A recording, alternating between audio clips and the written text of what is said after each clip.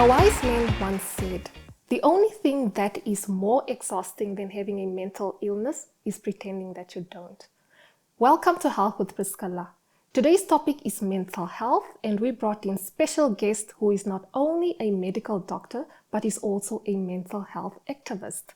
Dr. Alma, welcome, and thank you for being here. Hi, Priskilla. Nice to meet you finally. Thank you, and I'm happy to be here. Thank you. Before we get into the mental health discussion, can you just briefly introduce yourself? Like you said before, my name is Dr. Alma Neronga. I am the CEO and founder of Revive My Mind Namibia, which is a mental health organization. All right, quite an accomplishment for a medical doctor, for that matter. So the first question that I have for you is, what exactly is mental health, and why is it important for one to have a healthy mental state? So in a nutshell, mental health includes our emotional, psychological, and social well-being. It depends, or it shows how you relate to others and how you can cope with stress as well. It's so important. I feel like in Namibia, it's a topic that is so neglected as well. So I feel like this is very important. What we're doing is important right now. And yeah, having a healthy mental state is important because you are going to affect other people that are around you if you aren't okay. You are going to be harmful to yourself and to others. So that's why I think it's super important. Very, very important. You mentioned that mental health is neglected in Namibia. Now, looking at Namibia, what, in your opinion, are the two most common mental illnesses? What are the signs, and what can people do if they recognize these signs? Okay, so to mention the two, the first one would be major depressive disorder. So the signs would be if you find yourself sleeping too much, you have low energy, you have loss of appetite, loss of weight, you don't feel pleasure in the things that you found pleasurable before. And if you recognize that you're going through such things, you should get help, yes. And the second one would be schizophrenia. This would be you hearing voices, hallucinations, delusions, having a disorganized behavior. To put it in layman's terms, it's you just being disruptive, basically. So if you do recognize yourself or a family member that is going through such things, meaning they might have schizophrenia.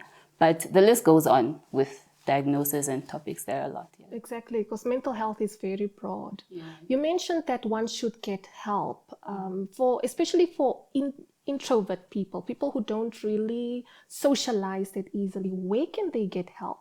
Who do you look for when you are certain that you have a mental health illness or problem? Okay, like I said before, we have Revive My Mind Namibia now, which is a mental health organization. We're basically, initially we were aimed at mental health awareness only, but the amount of phone calls that I've been receiving of people that just need help, and we'd have to refer them to psychologists, to psychiatrists, or to occupational therapists for the ones that have substance abusing issues. We have Revive My Mind Namibia. We have so many other platforms that they can get help from. We also have a wide team at the Mental Health Center and in Windhoek Central Hospital that can offer help for these people as well. All right. So there are certainly many places that one can go to seek help. Now, doctor, the most devastating statistics that I have read is that Namibia has ranked 4th in Africa and 11th globally in terms of suicide per capita. So if there is someone who is watching this video who has been contemplating committing suicide, what advice do you have for them? I tell them that they're not alone. They shouldn't feel like they're alone.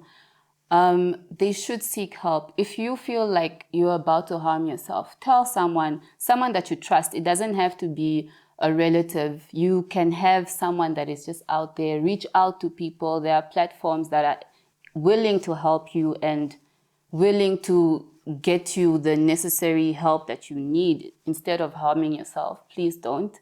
Yeah, it would be for them to seek help, yeah. Okay, so last but not least, what activities can one engage in to have a healthy mind state? So basically, exercise more, stay active. Yeah, stay really active. Go to classes, even if you don't want to. You don't want to get out of bed. Push yourself to get out of bed and go to class, go to work, go to school. Exercise, talk to people, even though you don't feel like talking to them, and surround yourself with positive people, basically. Very, very important, Yeah. surrounding yourself with positive people, because that can uplift your energy as well. Okay, do you perhaps have any final words for our viewers? I'd just like to say, guys, check out our page, Revive My Mind Namibia. Like our page, come to our seminars.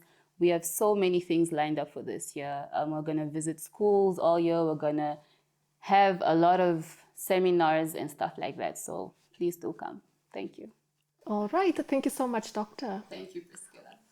Right, that was Dr. Alma on the importance of mental health. And as she has mentioned, you can find her on Revive My Mind, that is on Instagram or any other social media platform. So please do share this video with your family and friends. And until the next video, it's goodbye for now.